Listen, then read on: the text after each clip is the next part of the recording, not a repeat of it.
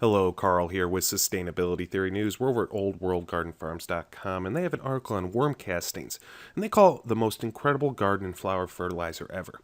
And while I don't think it's perfect, it does have a lot of great applications. It's basically worm manure.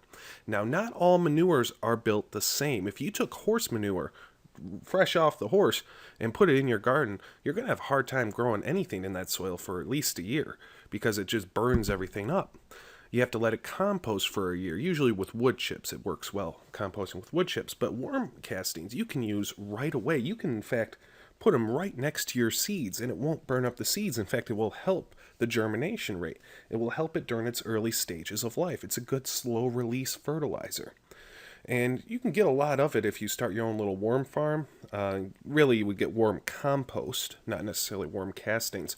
But you can buy it in big bags at almost any good organic fertilizer store or gardening supply store. It looks kind of like this.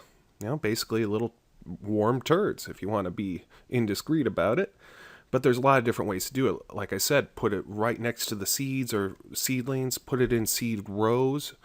Raised bed or containers also goes well with there. They use about a cup for a 5-gallon bucket full of soil.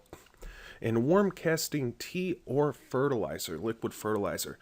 Basically, it's like a compost tea. You put a little bit of worm castings in with some water, maybe some sugar or molasses.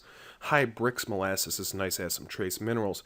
Maybe put an air bubbler in there or some sort of stir device. And that way get a little agitation, let it brew up.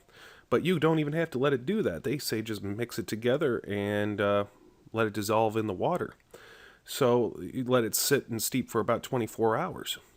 So there's a lot of different ways you can use worm castings in your organic garden. Of course, I'm going to link to this page in the description if you'd like to read more about it.